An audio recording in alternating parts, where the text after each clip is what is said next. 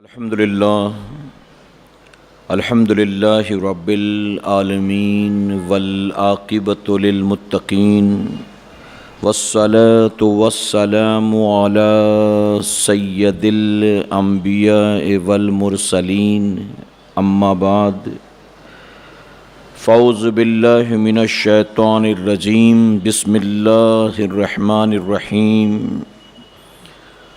وما ارسلناک الا رحمۃ للعالمین صدق اللہ مولانا العلی العظیم۔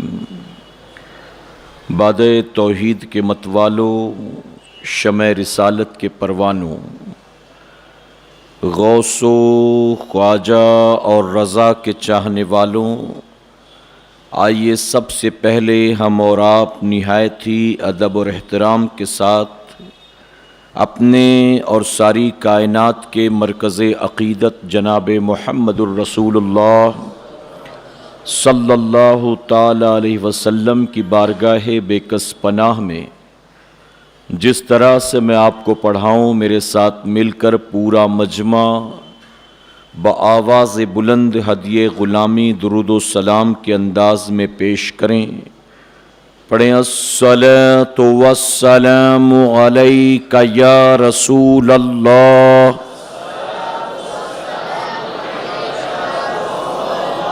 الصلاۃ والسلام علیک یا حبیب اللہ، الصلاۃ والسلام علیک یا نبی اللہ وعلی آلک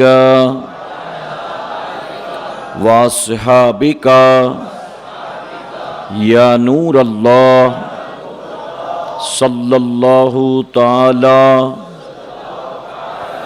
علیہ وسلم۔ رب کعبہ کی بارگاہ میں دعا ہے، مولا اپنے حبیب صاحب لولاک صلی اللہ تعالی علیہ وسلم کے صدقہ طوفیل ہم تمام حاضرین اور سامعین کو تو دم واپسی تک حق کہنے، حق سننے اور اپنے حق والے بندوں کے دامن سے وابستہ رہنے کی توفیق نصیب فرما۔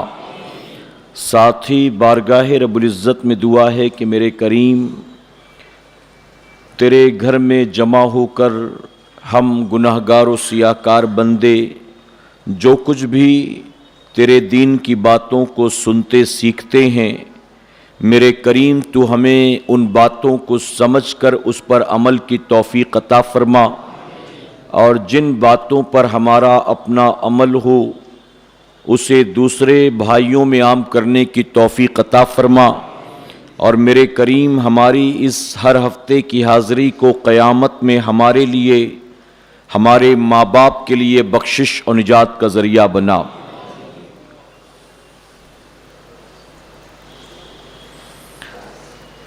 میرے پیارے آقا علیہ الصلاۃ والتسلیم کے پیارے دیوانوں،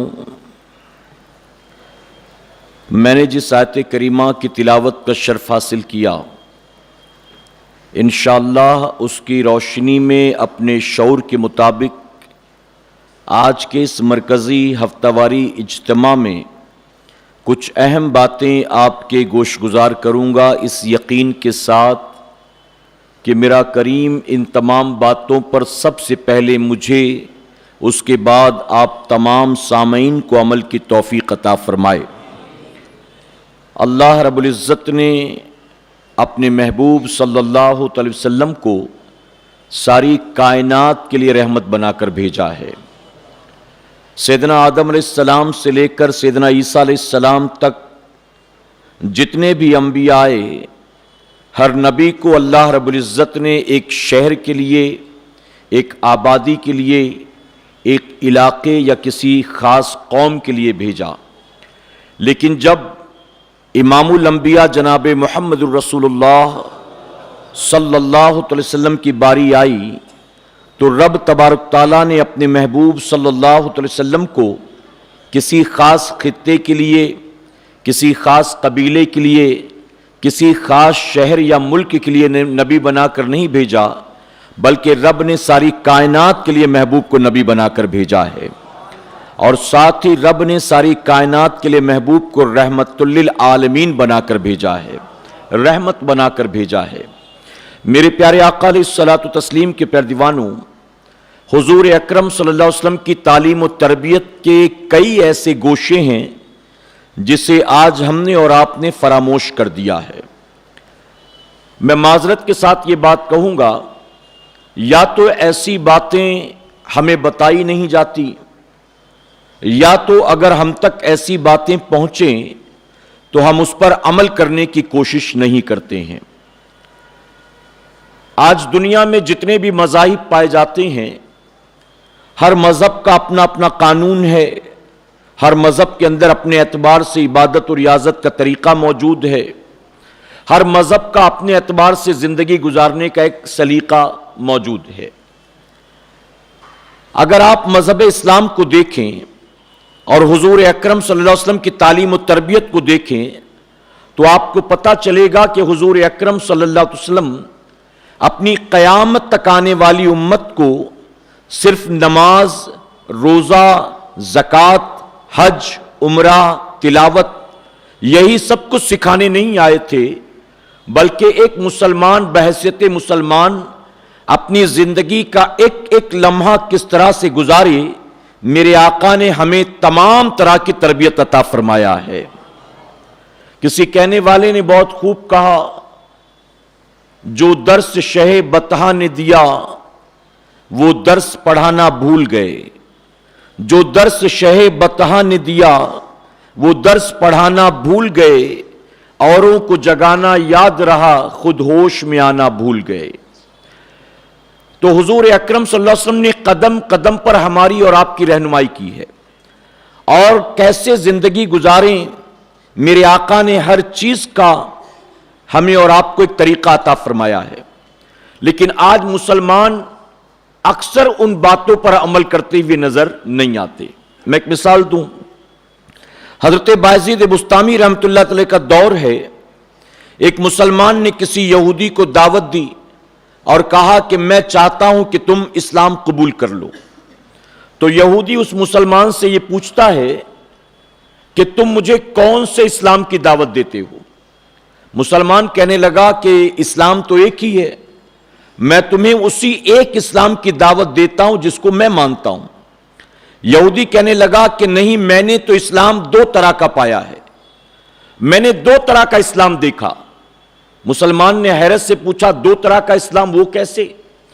کہا ایک اسلام وہ جس پر تم عمل کرتے ہو، اور ایک اسلام وہ جس پر میں نے حضرت بایزید بسطامی کو عمل کرتا ہوا دیکھا ہے۔ تو تم کون سے والے اسلام کی مجھے دعوت دیتے ہو؟ اب وہ مسلمان کیا جواب دیتا؟ وہ جانتا تھا کہ میں کیسا والا مسلمان ہوں۔ اس نے کہا کہ ٹھیک ہے، ایک کام کرو، تم حضرت بایزید بسطامی والے اسلام کو قبول کر لو، انہی کے اسلام کو اپنا لو۔ تو شخص یہودی کہنے لگا کہ مجھے تعجب ہے، تم مجھے بایزید بسطامی کے اسلام کی دعوت دیتے ہو اور تم مسلمان ہو کر خود بایزید بسطامی کے اسلام پر عمل نہیں کرتے ہو۔ اس نے کہا تم جیسا مسلمان بننے سے بہتر ہے کہ میں یہودی رہوں، اور اگر بایزید بسطامی کے اسلام کی بات کرتے ہو تو ہاں میں اس پر غور کر سکتا ہوں کہ ان کا اسلام جو ہے وہ واقعی قبول کرنے کے لائق ہے۔ آج ہمارا اور آپ کا معاملہ کیا ہے؟ ہم بتائیے 100% نہیں، 50% نہیں، کیا 20% بھی اپنے آقا صلی اللہ علیہ وسلم کی تعلیمات پر عمل کر رہے ہیں؟ میرے پیارے آقا کے پیارے دیوانوں، میں اللہ کے گھر میں موجود ہوں اور پوری ذمہ داری کے ساتھ کہوں گا کہ آج کے دور کا ترقی یافتہ مسلمان، آج کے دور کا ماڈرن مسلمان، آج کے دور کا مسلمان کہلانے والا انسان اگر حضور اکرم صلی اللہ علیہ وسلم کی تعلیمات پر 25% بھی عمل کرنا شروع کر دے تو دھیرے دھیرے دھیرے دھیرے پوری دنیا جو اسلام کے دامن سے وابستہ ہو جائے گی۔ اگر 25% بھی ہم عمل کرنا شروع کر دیں، 50%، 100% تو بہت کمال کی بات ہے۔ میرے پیارے آقا علیہ الصلوۃ والتسلیم کے پیارے دیوانوں، اللہ نے اپنے محبوب صلی اللہ علیہ وسلم کو صرف مسلمانوں کے لیے رحمت بنا کر نہیں بھیجا، بلکہ ساری کائنات کے لیے رحمت بنا کر بھیجا ہے۔ اور میرے آقا نے اپنے امتیوں کو ایک جو سب سے بڑا درس دیا، پیغام دیا، وہ احترام انسانیت کا ہے. یعنی مسلمانوں، صرف مسلمانوں کا احترام تم پر لازم نہیں، بلکہ تم مسلمان ہو، ہر انسان کا احترام تمہارے لیے ضروری ہے. بحیثیت مسلمان تم ہر انسان کا احترام کرو. اور حجۃ الوداع کے موقع پر میرے آقا صلی اللہ علیہ وسلم نے جو خطبہ دیا تھا، آپ نے فرمایا تھا کہ آج دین مکمل ہو گیا ہے. کسی عربی کو کسی عجمی پر کوئی فضیلت نہیں، کسی گورے کو کسی کالے پر کوئی فضیلت نہیں، کسی دولت مند کو کسی غریب پر کوئی فضیلت نہیں. میرے آقا نے فرمایا تم سب آدم کی اولاد ہو، اور آدم کو اللہ نے مٹی سے پیدا کیا ہے. تم سب آدم کی اولاد ہو، اور آدم کو اللہ نے مٹی سے پیدا کیا.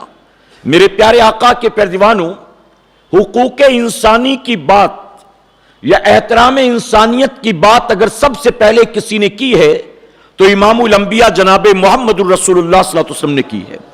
اور میرے آقا نے صرف صحابہ کو اس بات کی تعلیم نہیں دی، بلکہ آپ اگر حدیث مبارکہ اٹھا کر دیکھیں تو آپ کو ان گنت روایتیں مل جائیں گی جہاں میرے آقا نے سامنے آنے والے کے مذہب کو نہیں دیکھا، اس کے رنگ و نسل کو نہیں دیکھا، اس کے کنبے قبیلے کو نہیں دیکھا، اس کی ذات برادری کو نہیں دیکھا، بلکہ میرے آقا نے اپنے صحابہ کی موجودگی میں اس انسان کا حق ادا کیا، اس کا احترام کیا. اور میرے نبی نے اپنے امتیوں کو، صحابہ کو یہ بتایا کہ ایک مسلمان کس طرح سے ایک انسان کا احترام کیا کرے. جانتے آپ کو تعجب ہوگا سن کر، یہودیوں نے جنہوں نے زندگی بھر حضور اکرم صلی اللہ علیہ وسلم پر ظلم کیا، ایک مرتبہ مدینے کی گلیوں سے ایک یہودی کا جنازہ جا رہا تھا. حضور اکرم صلی اللہ علیہ وسلم کی نظر پڑی، آپ صحابہ کے ساتھ تشریف فرما تھے. جیسے ہی یہودی کے میت کو دیکھا میرے آقا کھڑے ہو گئے. صحابہ اکرام کے ذہن میں یہ خیال آیا کہ شاید حضور صلی اللہ علیہ وسلم کو پتہ نہیں کہ یہ مسلمان نہیں ہے. کسی نے عرض کیا یا رسول اللہ صلی اللہ علیہ وسلم آپ اس کے لیے کھڑے ہو گئے حالانکہ یہ مسلمان نہیں، یہ تو یہودی کا جنازہ جا رہا ہے، یہودی کی میت ہے. میرے آقا فرماتے ہیں کہ اگرچہ یہودی ہے لیکن تھا تو انسان نہ، تھا تو انسان. یعنی اگرچہ یہودی تھا لیکن اس کی میت جب سامنے سے گزری تو میرے آقا نے کھڑے ہو کر بتایا کہ کس طرح سے ان کی میت کا بھی احترام کرنا چاہیے بحیثیت انسان. اسی طرح کئی روایتیں ہیں. وہ بڑھیا جو آپ کے راستے میں کانٹے بچھایا کرتی تھی، وہ بڑھیا جو آپ کے جسم ناز پر گھر کا کوڑا کرکٹ پھینکا کرتی تھی، جب وہ بیمار ہوئے تو کیا آپ نے نہیں سنا کہ میرے آقا ان کی عیادت کے لیے گئے تھے؟ کون تھے وہ لوگ؟ کیا وہ کلمہ پڑھنے والے تھے؟ کیا وہ مسلمان تھے؟ نہیں، بلکہ میرے آقا پر ظلم کرتے تھے، زیادتی کرتے تھے، دشمنی رکھتے تھے. لیکن میرے نبی کو جو پتا چلا کہ وہ بیمار ہے اور اس کی تیمارداری کرنے والا کوئی نہیں تو رحمت للعالمین آقا تڑپ اٹھے اور فوراً آقا تشریف لے گئے اس کے کمرے میں، اس کے گھر میں. اس بڑھیا نے بستر پر لیٹے لیٹے دیکھا تو کہتی ہے محمد صلی اللہ علیہ وسلم لگتا ہے تمہیں پتا چل گیا کہ میں بیمار ہوں، شاید مجھ سے بدلہ لینے کے لیے آئے ہو. میرے آقا فرماتے مائی تجھ سے کس نے کہہ دیا کہ میں تجھ سے بدلہ لینے آیا ہوں؟ مجھے پتا چلا کہ تم بیمار ہو، میں تو تمہاری عیادت کرنے کے لیے آیا ہوں، میں تو تمہاری طبیعت پوچھنے کے لیے آیا ہوں. وہ حدیث مبارکہ بھی آپ نے سنی ہوگی. ایک یہودی نوجوان حضور اکرم صلی اللہ علیہ وسلم کی محفل میں آ کر بیٹھا کرتے تھے، کئی مہینوں تک بیٹھتے رہے. کسی صحابی نے ان کو جبرن یہ نہیں کہا کہ کلمہ پڑھو مسلمان بن جاؤ، کسی صحابی نے دھکے مار کر ان کو نکالا نہیں کہ یہودی ہو تمہیں یہاں آنے کی اجازت نہیں، بلکہ حضور کی تربیت دیکھیں. وہ آتے تھے، بیٹھتے تھے، باتیں سنتے تھے، چلے جاتے تھے.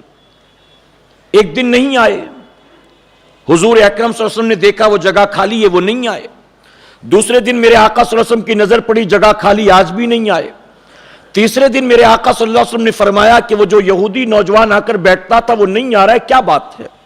اور پوچھنے کی وجہ یہ تھی کسی نے ڈانٹا ڈپٹا تو نہیں، کسی نے بگایا تو نہیں ہے، آخر انہوں نے آنا کیوں بند کر دیا؟ تو کسی صحابی نے جواب دیا یا رسول اللہ صلی اللہ علیہ وسلم دراصل وہ 3 دن سے بیمار ہے، وہ بیمار ہے. میرے آقا کو جیسی خبر پڑی رحمت للعالمین آقا تڑپ اٹھے، فوراً آپ مسجد نبوی شریف سے باہر نکلتے ہیں آپ نے اس یہودی کے گھر کا رخ کیا، آپ اس کے گھر پہنچے، دروازے پر دستک دی، یہودی باپ نے دروازہ کھولا، اندر بیٹا بستر پر لیٹا تھا، میرے آقا صلی اللہ علیہ وسلم تشریف لے گئے، جا کر سرہانے بیٹھ گئے، اس نوجوان نے اٹھنے کی کوشش کی لیکن کمزوری کی وجہ سے اٹھ نہ سکا، میرے آقا نے سر پر ہاتھ رکھا اور کہا تم لیٹے رہو، تمہیں اٹھنے کی کوئی ضرورت نہیں ہے۔ وہ یوں ہی میرے آقا سرہانے بیٹھے رہے، طبیعت پوچھتے رہے۔ اب جانتے اس نوجوان یہودی کی آنکھوں سے آنسو جاری ہو گیا، عرض کرنے لگے یا رسول اللہ صلی اللہ علیہ وسلم، جب بھی گھر سے نکل کر آپ کی محفل کی طرف آتا تھا تو دل میں یہی تمنا ہوتی تھی آج آپ کا کلمہ پڑھ لوں گا، آج آپ کے غلاموں میں شامل ہو جاؤں گا، لیکن جب آ کر بیٹھتا تھا آپ کی محفل میں تو پھر خیال آتا تھا کہ میرے ماں باپ کیا کہیں گے، میرے رشتہ دار کیا کہیں گے، میرا خاندان تو میری مخالفت پر اتر آئے گا، یہ سوچ کر یوں ہی چلا جاتا تھا۔ لیکن آقا اب یوں لگتا ہے کہ زندگی وفا کرے نہ کرے، اب موقع نہیں ہے یہ سب کچھ سوچنے کا، اب تو زندگی کا آخری وقت آ گیا ہے، اے آقا مجھے اپنے غلاموں میں شامل کر لیجئے، اے آقا مجھے کلمہ پڑھا کر مسلمان بنا دیجئے۔ آپ بتائیے اس شخص کو، اس نوجوان کو کسی نے بڑھ کر کیا دعوت دی تھی؟ کیا کسی نے ظلم کیا تھا؟ کیا کسی نے دھمکیاں دی تھی؟ اے سرکار مدینہ کے پیارے دیوانوں، اور میرے آقا صلی اللہ علیہ وسلم کا اخلاق دیکھیں، آپ نے کس طرح سے صحابہ کی تربیت کی اور یہ بتایا کہ جب تمہارا مومن بھائی بیمار ہو تبھی عیادت کرنا نبی کی سنت نہیں ہے، اگر تمہارے پڑوس میں رہنے والا غیر مسلم بھی بیمار ہو تم اس کی بھی تیمارداری کرو، اللہ تمہیں محبوب کی سنت پر عمل کا ثواب عطا فرمائے گا۔ ورنہ میرے آقا کو کیا غرض تھی، کیا ضرورت تھی جا کر اس کی عیادت کرنے کی؟ آتا تھا، بیٹھتا تھا، جاتا تھا، مسلمان تو تھا نہیں، میرا اس سے کیا پرسنل ریلیشن، میرا اس سے پرسنل کیا فائدہ، کوئی تعلق نہیں۔ لیکن میرے آقا نے تیمارداری کی، نتیجہ کیا ہوا؟ اور میرے پیارے آقا کے پیارے دیوانوں میں پوری ذمہ داری کے ساتھ کہوں گا، وہ اسلام جو مکے اور مدینے میں آیا تھا، اگر وہ مکے اور مدینے کی سرحدوں سے باہر نکلا، ہندوستان تک پہنچا، وہ چائنا تک پہنچا، وہ امریکہ اور لندن تک پہنچا، اگر وہ افریقہ تک پہنچا تو آخر کیسے پہنچا تھا؟ ہر طرف صحابہ جنگی دستے لے کر نہیں گئے تھے، ہر طرف تیر و تلوار لے کر حملہ کرنے نہیں گئے تھے، ظلم و زیادتی کی بنیاد لوگوں کو کلمہ پڑھانے کے لیے نہیں گئے تھے، بلکہ تاریخ گواہ ہے میرے آقا کی وہی تربیت تھی، میرے آقا کا وہی حسن اخلاق تھا، میرے آقا کی وہی تعلیمات تھی جس کو لے کر مکے اور مدینے کی سرحدوں سے باہر صحابہ نکلے اور جہاں چلے گئے پوری کی پوری آبادی نے بڑھ کر اسلام کے دامن کو قبول کر لیا ہے۔ میرے پیارے آقا کے پیارے دیوانوں، ہندوستان کی سرزمین پر میں اکثر مثال دیتا ہوں، خواجہ غریب نواز رحمت اللہ تعالی اپنے ساتھ کون سی فوج لے کر آئے تھے، کون سے اسلحے اور کون سا ہتھیار لے کر آئے تھے؟ کچھ بھی نہیں۔ ہتھیار تو ان کے پاس تھا جو غریب نواز کے مقابلے میں آئے تھے، فوج تو ان کے پاس تھی جو غریب نواز کے مقابلے میں آئے تھے، جو ہندوستان کی سرحدوں سے انہیں باہر کھدیڑنا چاہتے تھے، جنہوں نے انا ساگر پر پہرے لگائے، جنہوں نے کہا اس پیڑ کے نیچے اونٹ بیٹھیں گے یہ تو گوارا ہے، لیکن ایک کلمہ پڑھنے والا بیٹھے یہ گوارا نہیں، تو ظلم و زیادتی تو مخالف نے کی تھی اور غریب نواز نے مقابلہ بھی صبر کے ساتھ کیا تھا۔ آپ نے ظلم کا بدلہ ظلم کے ذریعے نہیں کیا، یہ نہیں کہ تم ہوا میں اڑو گے تو میں بھی ہوا میں اڑ کر دکھلاؤں گا، اگر تم ہتھیار لاؤ گے تو میں بھی اپنی تلوار اٹھاؤں گا، نہیں، بلکہ غریب نواز نے حسن و اخلاق کے ساتھ ان کا مقابلہ کیا، اور نتیجہ کیا ہوا؟ دشمن کی شکل میں جو جوگی جے پال آیا تھا آپ کو دیکھ کر کلمہ پڑھ کر مسلمان بن گیا ہے۔ اور میرے پیارے آقا کے پیارے دیوانوں، اگر تلوار کے زور پر کام بنتا تو یقیناً شہاب الدین گوری نے 90 لاکھ لوگوں کو کلمہ پڑھایا ہوتا، محمود غزنوی نے 90 لاکھ لوگوں کو کلمہ پڑھایا ہوتا، جنہوں نے غریب نواز سے پہلے ہندوستان پر حملے کیے تھے، انہوں نے کتنوں کو کلمہ پڑھایا؟ آپ بتائیے، تاریخ گواہ ہے، کتنوں کو کلمہ پڑھایا؟ اگر ہندوستان میں لوگ کلمہ پڑھ کر مسلمان بنے تو یہ تیر تلوار کے زور پر نہیں بلکہ امام الانبیاء کے دیے ہوئے کردار کے زور پر ہے، یہ نبی کے اخلاق اور نبی کی تعلیم و تربیت کا نتیجہ تھا۔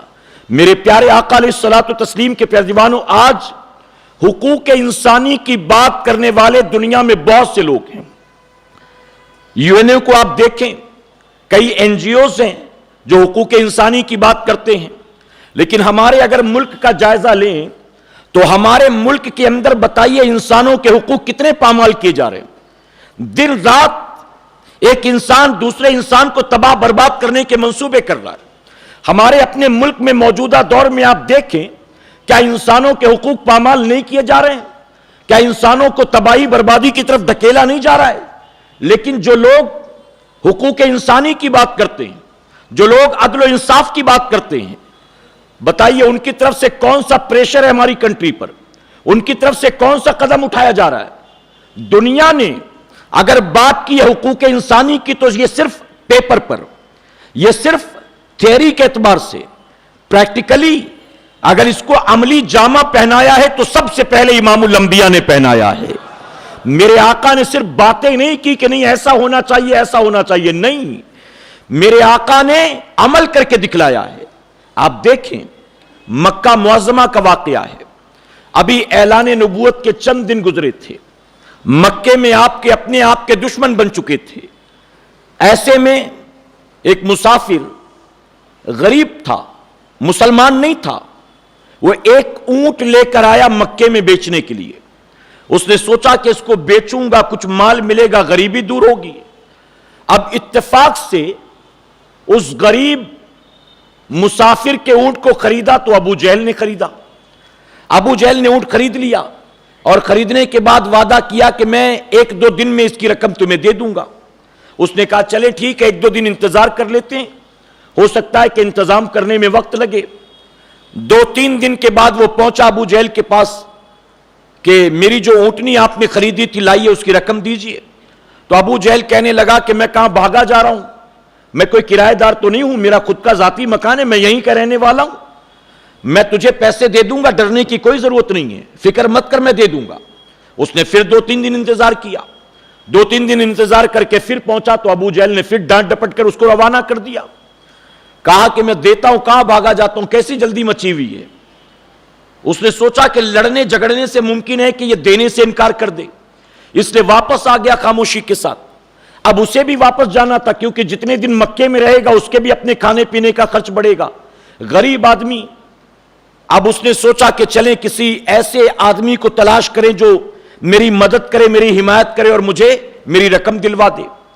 وہ پہنچا خانہ کعبہ کے پاس.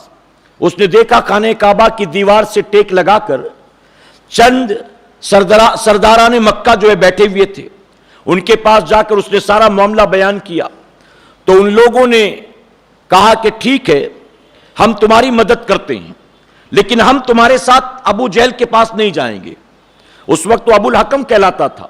ہم تمہارے ساتھ اس کے پاس نہیں جائیں گے بلکہ ہم تمہیں اپنے سب سے بڑے سردار کا پتہ بتاتے ہیں، ان کے پاس جاؤ، وہ تمہارا کام کر دیں گے، وہ تمہاری مدد کر دیں گے. اب ان کا معاملہ کیا تھا؟ شرارت سوجی تھی، وہ بدماشی کر رہے تھے. وہیں خانہ کعبہ کے قریب تھوڑی دوری پر حضور اکرم صلی اللہ علیہ وسلم اللہ کی عبادت کر رہے تھے، اللہ کے سجدوں میں مصروف تھے.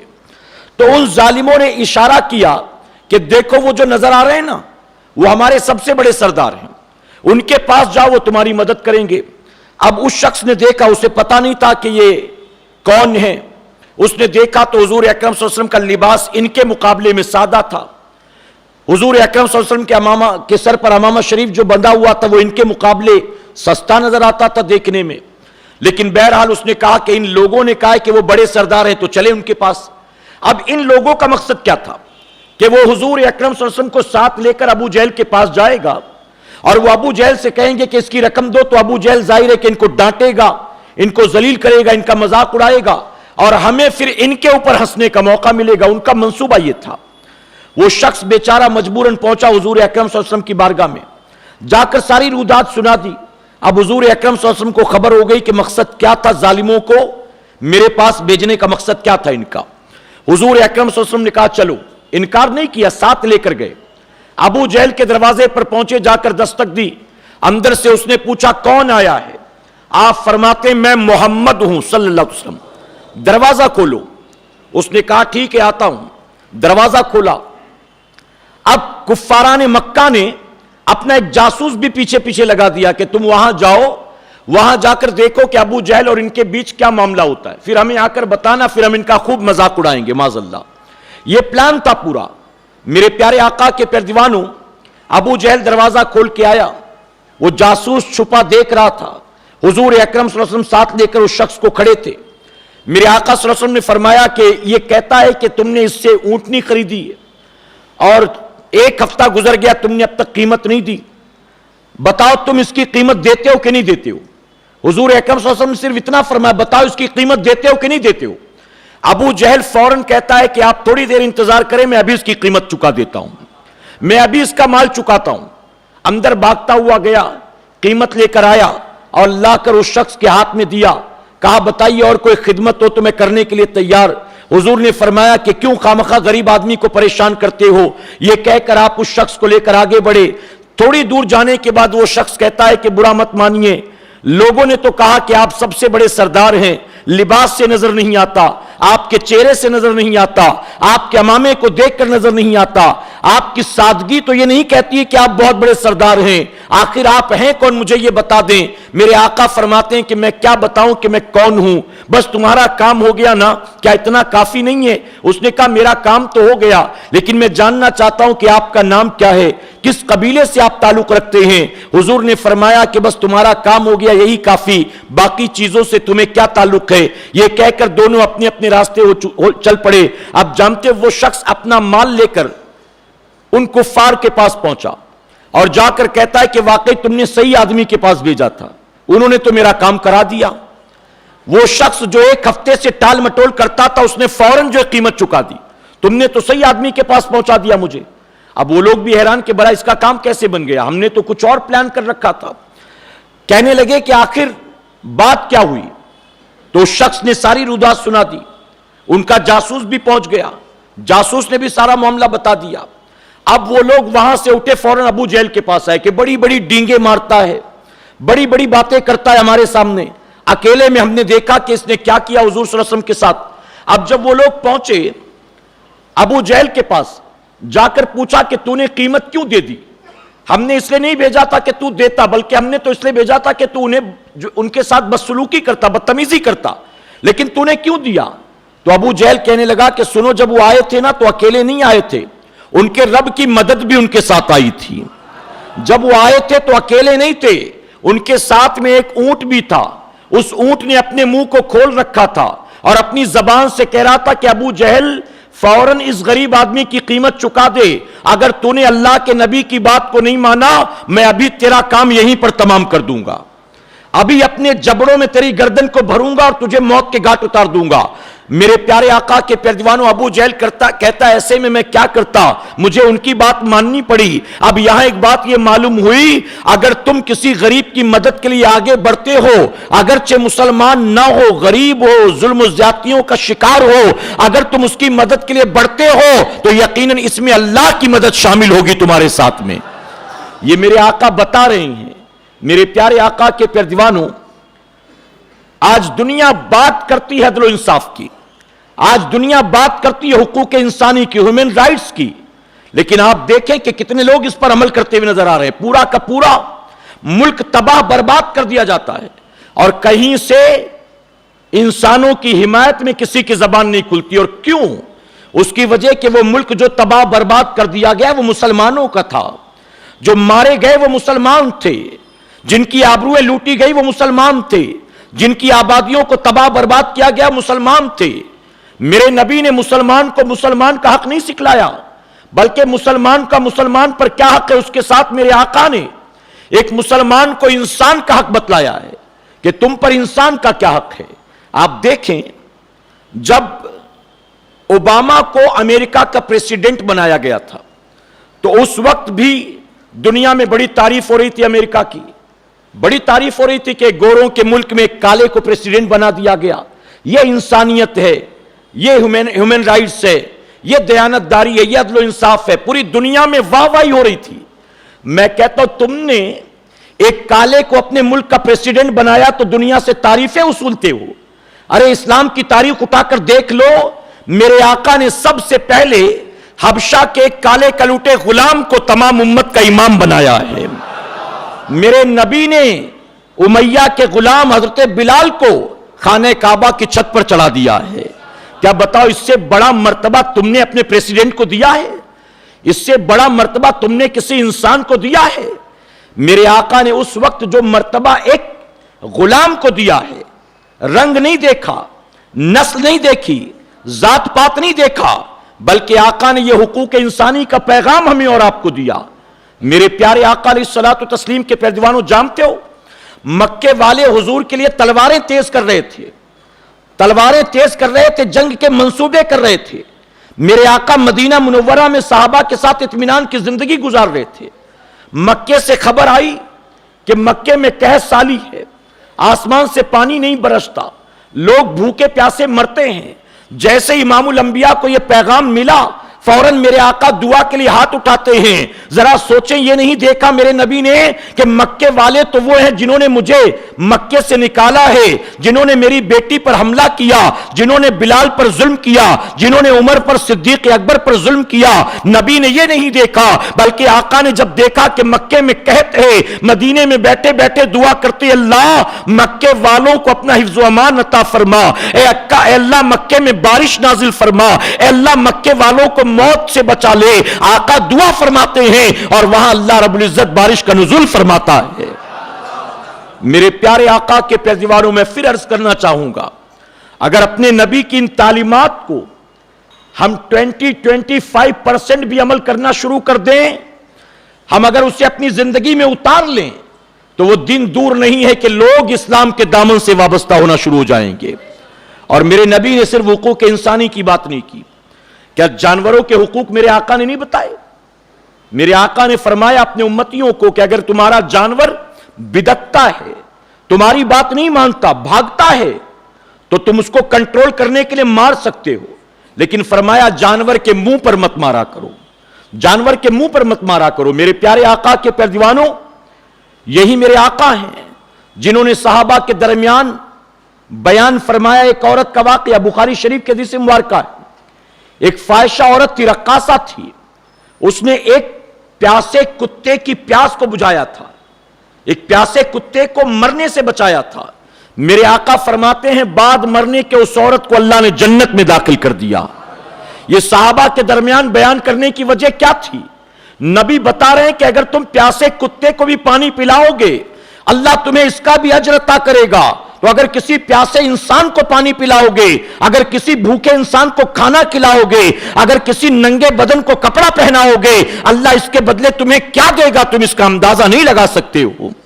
اور اسی لیے تو امیر المومنین بننے کے بعد سیدنا عمر فاروق اعظم نے یہ اعلان کیا تھا، دریائے دجلہ کے کنارے اگر کوئی کتا پیاسا مر جائے تو عمر ڈرتا ہے کہ قیامت میں اللہ اس کی وجہ سے میری پکڑ نہ کر لے۔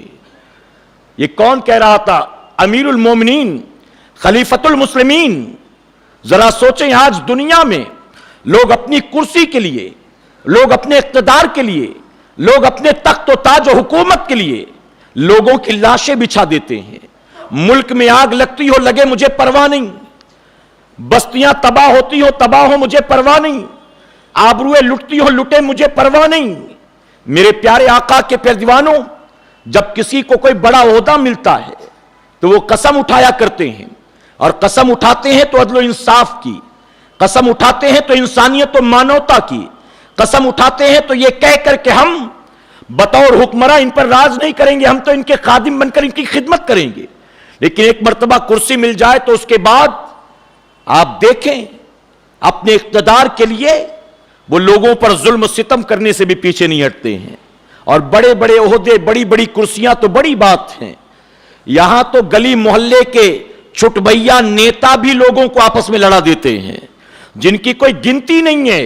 سوشل ورکر، معمولی کارپوریٹر اپنے نفع کے لیے کسی کا گھر توڑوانا ہو تو پیچھے نہیں ہٹتا، کسی کا گھر گرانا ہو تو پیچھے نہیں ہٹتا۔ میرے پیارے آقا علیہ الصلوۃ والتسلیم کے پیروانوں، حضور اکرم صلی اللہ علیہ وسلم نے جو تربیت دی تھی، صحابہ نے زندگی بھر اس پر عمل کیا، اور اسی تعلیم و تربیت پر تابعین و تبع تابعین اکرام نے، صوفیاء اکرام نے، اولیاء اکرام نے عمل کیا۔ اور یہی وجہ کہ انہیں دیکھ کر لوگ اسلام کے دامن سے وابستہ ہوتے چلے گئے، ان کے اخلاق کو دیکھ کر، ان کے کردار، ان کے معاملات کو دیکھ کر۔ میرے پیارے آقا علیہ الصلوۃ والتسلیم کے پیروانوں، اللہ کے ایک ولی ہیں، سلطان باہو، بہت مشہور ہے تاریخ میں۔ ایک مرتبہ آپ کے پاس ایک غیر مسلم بڑھیا آئی اور آ کر کہنے لگی کہ بابا میرا بیٹا کھو گیا ہے، میں کئی مہینوں سے تلاش کر رہی ہوں لیکن اس کا کوئی پتہ نہیں چلتا، مجھ سے جو بن پڑا میں نے کیا، پوجا بھی کی، آرتی بھی کی، منتیں بھی مانگی، چڑھاوے بھی چڑھائے، جو بن پڑا میں نے کیا۔ مسلمان نہیں تھی وہ، آ کر کہتی بابا بڑا نام سن کر آئی ہوں آپ کا، اگر میرا بیٹا ملا دیں تو میں آپ کا احسان یاد رکھوں گی زندگی بھر۔ تو سلطان باؤ فرماتے ہیں کہ مائی تو نے آنے میں اتنی دیر کیوں کر دی؟ ارے پہلے آ جانا تھا، چل کوئی بات نہیں، جا تیرا بیٹا تیرے گھر پر تیرا انتظار کر رہا ہے، جا تیرا بیٹا گھر پر تیرا انتظار کر رہا ہے۔ جب ماں سنی دل کی دھڑکنیں تیز ہو گئی کہ جس کے لیے تڑپ رہی تھی وہ گھر پہنچ گیا۔ اور جانتے ہو کس یقین کے ساتھ کہا تھا سلطان باہو نے؟ یہ وہ اللہ کے ولی ہیں جن کے بارے میں رب فرماتا ہے میں ان کی زبان بن جاتا ہوں۔ وہ اپنی طاقت کی بنیاد یہ دعوے نہیں کرتے، اللہ کی ذات پر بھروسہ کر کے یہ دعویٰ کرتے ہیں۔ جاؤ تمہارا بیٹا گھر پر انتظار کرتا ہے۔ ماں گھر پہنچی، نکلی تھی تو باہر سے کنڈی لگائی تھی، گھر پہنچی تو اندر سے کڑی بند تھی، دروازے پر دستک دی، اندر سے جوان بیٹے نے دروازہ کھولا۔ ماں نے دیکھا چہرہ کھل گیا، فوراً سینے سے لگایا، پیشانی چومی۔ اس کے بعد رات گزری، پورا معاملہ پوچھا۔ صبح ہوئی تو بڑھیا نے اپنے ہاتھ سے حلوہ تیار کیا، حلوہ پکایا اور پکا کر اپنے بیٹے کو ساتھ لے کر سلطان باہو کی بارگاہ میں آئی۔ آ کر کہتی کہ بابا جب میں کل آئی تھی نا تو یہ منت مانگ کر آئی تھی کہ اگر میرا کام بن گیا نا تو میں آپ کو اپنے ہاتھوں سے حلوہ کھلاؤں گی۔ بابا میرا بیٹا مل گیا، اب مجھے اپنی منت پوری کر لینے دیں۔ تو اللہ کے ولی نے کہا کہ آپ حلوہ رکھ دیں، میں بعد میں اس کو کھا لوں گا۔ تو ماں کہنے لگی کہ نہیں بابا، منت یہ تھی کہ بناؤں گی بھی اپنے ہاتھ سے اور کھلاؤں گی بھی اپنے ہاتھ سے، تو مجھے اپنے ہاتھ سے کھلا کر منت پوری کر لینے دیں۔ آپ نے فرمایا کہ ٹھیک ہے تھوڑی دیر رک جاؤ۔ مسلمان نہیں تھی وہ، اس کو ذہن میں رکھیں، تھوڑی دیر رکو۔ آپ کچھ دیر خاموش بیٹھے رہے، اس کے بعد کہا کہ مائی لا اپنی منت پوری کر لے۔ بڑھیا حلوہ لے کر آگے بڑھی، چند چمچے کھلائے، آپ نے کھایا۔ اس کے بعد کہا کہ مائی اب تو خوش ہے نا، تیری منت پوری ہو گئی؟ کہا بابا خوش ہوں، بیٹا بھی مل گیا اور منت بھی پوری ہو گئی، میں آپ کا احسان زندگی بھر یاد رکھوں گی۔ اس کے بعد وہ روانہ ہو گئی اپنے بیٹے کو لے کر۔ یہ نہیں کہا کہ مائی میں نے یہ کام کیا ہے نا تو تجھے کلمہ پڑھنا پڑے گا، مائی بیٹا ملا دوں گا لیکن یہ شرط ہے کہ اتنا چڑھاوا چڑھانا پڑے گا، ایک ڈیگ لنگر کرنا پڑے گا۔ بالکل یہ سب کچھ نہیں۔ اس کی وجہ میں بارہ کہتا ہوں اللہ کا ولی لوگوں کو لوٹنے نہیں آتا، اللہ کا ولی لوگوں میں بانٹنے کے لیے آتا ہے۔ اللہ کا ولی محتاج و مجبور بن کر نہیں آتا، اللہ کا ولی مالک و مختار بن کر آتا ہے۔ اللہ کا ولی لوگوں کے مال کھانے نہیں آتا، وہ تو غریب غربا کو کھلانے کے لیے آتا ہے۔ آپ نے کوئی اس سے شرط نہیں رکھی، وہ چلی گئی۔ جانے کے بعد آپ کے مریدوں نے کہا بابا آپ نے ایسا کیوں کیا؟ آپ نے فرمایا کیا ہوا؟ کہا حضور آج تو آپ کا روزہ تھا نا، پھر آپ نے روزہ توڑ دیا اس کے لیے۔ آپ اس سے کہتے کہ حلوہ رکھ دے میں افطار کے وقت کھا لوں گا، پھر روزہ کیوں توڑا آپ نے اس کی خاطر؟ تو جانتے ہو کیا جواب دیا آپ نے؟ یہ میرے نبی کی تربیت دیکھیں۔ سلطان باہو فرماتے ہیں کہ میں نے غور کیا تو مجھے پتا چلا کہ نفل روزہ اگر توڑ دیا جائے تو کفارے کے طور پر اس کا دوبارہ رکھنا واجب ہے۔ نفل روزہ رکھ کر توڑا جائے تو کفارے کے طور پر دوبارہ رکھنا واجب، لیکن ایک ماں کا دل توڑ دیا جائے تو اس کا کفارہ کیا ہے مجھے نہیں معلوم ہے، اس کا کفارہ مجھے معلوم نہیں، اس لیے میں نے نفل روزہ تو توڑنا گوارا کیا لیکن ایک ماں کے دل کو توڑنا میں نے گوارا نہیں کیا۔ میرے پیارے آقا کے پیارے دیوانوں، یہ حقوق انسانی کا وہ درس، وہ پیغام تھا کہ جس کی وجہ سے کسی کو مار کر مسلمان بنانا نہیں پڑتا تھا، کسی کو یہ نہیں کہنا پڑتا تھا کلمہ پڑھو تو ہم یہ کریں گے، کلمہ نہیں پڑھو گے تو ہم یہ کر دیں گے، نہیں، بلکہ اللہ کے محبوب نے جو تربیت دی تھی لوگ اس کو دیکھ کر خود بخود اسلام کے دامن سے وابستہ ہو جایا کرتے تھے۔ ایسے کئی واقعات ہیں جس کو بیان کیا جا سکتا ہے۔ میرے پیارے آقا کے پیارے دیوانوں، آج پوری دنیا جو ہمارے خلاف ایک ہوا چلا رہی ہے، یہ ایک پروپیگنڈا جو ہمارے خلاف ہے، سوشل میڈیا بھرا پڑا ہے ہمیں گالیاں دیتا ہوا، الیکٹرانک میڈیا پر کئی ایسے بکاؤ اینکرز ہیں جو ہمیں گالیاں دیتے رہتے ہیں، جو اسلام کی ڈھکے چھپے انداز میں کبھی اوپنلی مخالفت کرتے ہیں۔ آج کئی ملک ایسے ہیں، کئی پولیٹیکل پارٹیز ایسی ہیں جو ہمیں بدنام کرنے میں لگی ہوئی ہیں. کیا ایسے میں ہم اور آپ ان کی پرواہ کیے بغیر اپنے نبی کی تعلیم و تربیت کو اپنانے کی کوشش نہیں کر سکتے ہیں؟ کیا اپنے اخلاق و کردار کو سنوارنے کی کوشش نہیں کر سکتے؟ میں معذرت کے ساتھ کہوں گا، آج 18 20 22 سال کا جوان بیٹا اپنے بوڑھے باپ کے چند جملے برداشت نہیں کر پاتا ہے. آج 17 18 سال کی بیٹی اپنی ماں کی چند باتیں برداشت نہیں کر پاتی. پڑوسیوں کو برداشت کرنا، کسی اور کی باتیں برداشت کرنا تو دور کی بات، آج ہم سے اپنوں کی باتیں برداشت نہیں ہوتی. اور میں ایسے جوانوں سے کہنا چاہوں گا، یاد رکھنا، جنہیں اپنے ماں باپ کے چند جملے برداشت نہیں ہیں، ماں باپ کو آنکھیں دکھا کر انہیں ڈرا دھمکا کر چپ تو کرا دو گے، لیکن کل تمہیں دنیا سے بے عزتی برداشت کرنی پڑے گی. اپنے ماں باپ کی باتیں برداشت کرتے ممکن اللہ تمہیں دنیا میں عزت عطا کرتا، اور ماں باپ کی باتیں برداشت نہیں کرو گے دنیا تمہیں ذلیل کرے گی، اور تم اس ذلت کے لیے تیار رہنا جانتے ہو. حضور اکرم صلی اللہ علیہ وسلم فرماتے ہیں، جو بڑوں کی عزت نہ کرے اور چھوٹوں پر شفقت نہ کرے وہ ہم میں سے نہیں ہے. یہ میرے نبی کا فرمان ہے نا. میرے آقا نے یہ تو نہیں فرمایا جو بڑے مسلمانوں کی عزت نہ کرے، جو چھوٹے مسلمانوں پر شفقت نہ کرے. آقا نے اس کے ساتھ مینشن کیا ریلیجن کو. کیا مسلمان ہونا آقا نے مینشن کیا؟ میرے نبی فرماتے ہیں کوئی مسلمان پیٹ بھر کر کھانا کھائے سو جائے اور اس کا پڑوسی بھوکا ہو تو رات بھر اس کھا کر سونے والے پر اللہ اس کے فرشتے لعنت بھیجتے ہیں. نبی جانتے تھے کہ دنیا کے سارے مسلمانوں کو پڑوسی مسلمان ہی نہیں ملیں گے. ہند والوں کا پڑوسی مسلمان ہو ضروری تو نہیں، شری لنکا والوں کا پڑوسی مسلمان ہو ضروری تو نہیں، امریکہ والے مسلمان کا پڑوسی بھی مسلمان ہو ضروری تو نہیں. اس لیے آقا نے یہاں پر مسلمان پڑوسی مینشن نہیں کیا، بلکہ مسلمان پیٹ بھر کر کھانا کھائے سو جائے پڑوسی بھوکا ہو. اب یہاں معلوم ہوا پڑوسی کسی بھی مذہب کا ہو، اگر پڑوسی ہے تو بحیثیت مسلمان ہم پر ذمہ داری ہے کہ پڑوسی کے حق کو ادا کریں. مولا کائنات مولا علی کرم اللہ وجہ الکریم مدینے کی گلیوں سے گزر رہے تھے. مسجد نبوی شریف میں جماعت کا وقت ہو گیا تھا. آپ کا رخ تھا مسجد نبوی شریف کی طرف. آپ جلدی جلدی جا رہے تھے.